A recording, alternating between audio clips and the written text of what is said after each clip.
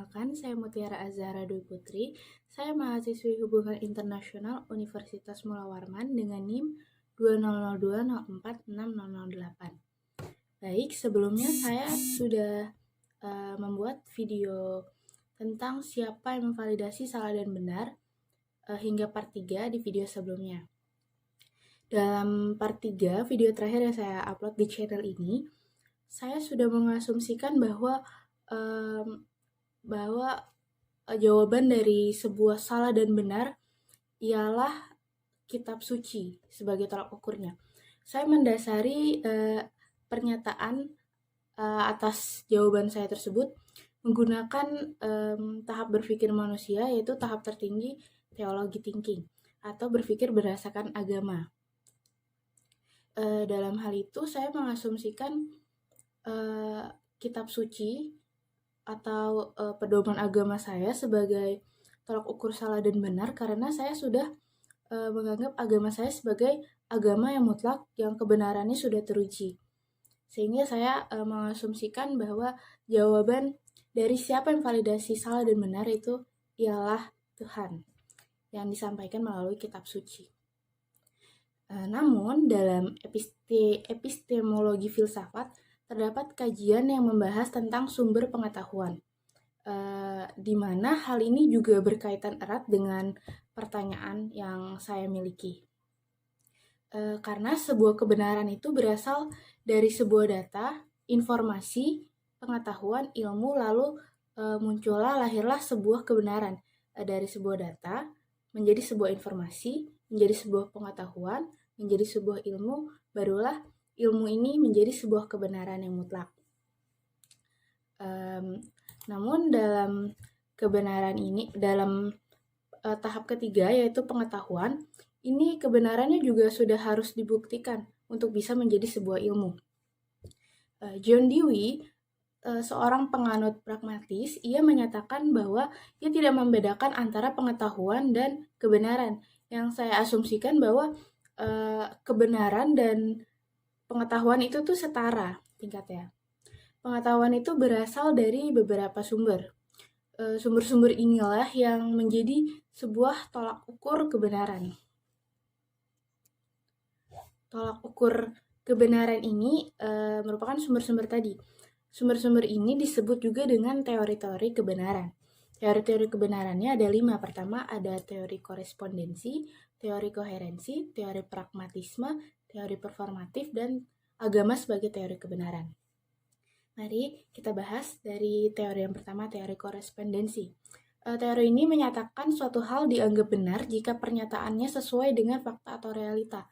Jadi, sebuah pernyataan dapat dinyatakan benar apabila sesuai dengan realitanya. Saya ambil contoh, bumi dapat bergerak. Maka pernyataan tersebut bisa dikatakan benar jika realitanya itu juga sesuai, dan realitanya itu juga harus diteliti secara keilmuan atau secara saintifik. Maka hal itu dapat dikatakan benar jika sesuai dengan realitanya. Selanjutnya ada teori koherensi. Di dalam teori ini, pernyataan dapat dikatakan benar apabila memiliki bukti dari masa lalu. Di sini saya artikan jika pernyataan kita yang kita ucapkan sekarang itu berhubungan atau sesuai, atau ada pernyataan dari masa lalu yang sesuai dengan pernyataan kita sekarang, dan pernyataan dari masa lalu itu kebenarannya sudah teruji sehingga pernyataan kita sekarang dapat dinyatakan benar. Pernyataannya jadi kebenarannya berasal dari masa lalu. Selanjutnya ada teori pragmatisme. Dinyatakan bahwa kebenaran itu berasal dari sebuah aksi dengan konsekuensi ilmiah, sosial, dan personal, atau bisa dimengerti dengan kebenaran yang sesuai dengan tujuan dari kehidupan praktis. Jadi, pernyataan itu dianggap benar jika memiliki nilai yang praktis. Selanjutnya ada teori performatif. Teori ini menyatakan suatu pernyataan itu dapat dianggap benar jika menciptakan realitas. Berbeda dengan teori koherensi di mana kebenaran itu dilihat juga dari masa lalu. Dalam teori performatif kalau saya asumsikan kebenaran itu dinyatakan kebenaran jika masa depannya sesuai. Sebagai contoh, saya menyatakan saya bersumpah akan memberi orang itu makan. Maka pernyataan saya ini dapat dikatakan benar apabila dalam realitanya saya benar-benar memberi dia makan. Setelah saya katakan saya bersumpah akan memberi dia makan, selanjutnya saya memberikan dia makan, maka pernyataan saya sebelumnya tadi itu dapat dikatakan benar. Oke, yang terakhir adalah agama sebagai teori kebenaran. Merujuk pada asumsi saya yang mendasari jawaban saya dengan teologi thinking, di mana saya mengatakan kitab suci sebagai tolak ukur atas salah dan benar. Nah, di dalam agama sebagai teori kebenaran ini juga dikatakan bahwa jawaban atas kebenaran ialah sebuah kitab suci. Saya katakan lagi bahwa saya menyatakan kitab suci sebagai tolak ukur tidak semata-mata hanya asumsi saya saja, tetapi agama saya sendiri juga sudah melewati tahapan-tahapan sehingga dapat dikatakan sebagai agama yang mutlak. Maka dari itu, saya mendasari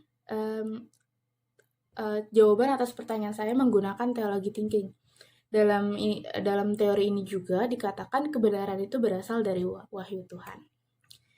Baik, dalam susunan kesimpulannya, dalam susunan tahap berpikir manusia, saya mendasari pemikiran saya menggunakan teologi thinking, yaitu tahapan berpikir yang paling atas.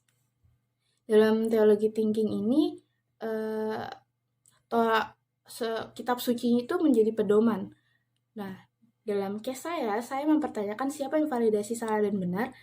Jadi saya menyatakan kitab suci sebagai tolak ukurnya, tetapi ini pernyataan saya juga sesuai dengan teori kebenaran, salah satu teori kebenaran yaitu agama sebagai teori kebenaran. Jadi pernyataan saya sesuai dengan teori kebenaran yaitu dikaji dalam epistemologi filsafat. Oke, sekian yang bisa saya sampaikan. Terima kasih telah menonton. Wassalamualaikum warahmatullahi wabarakatuh.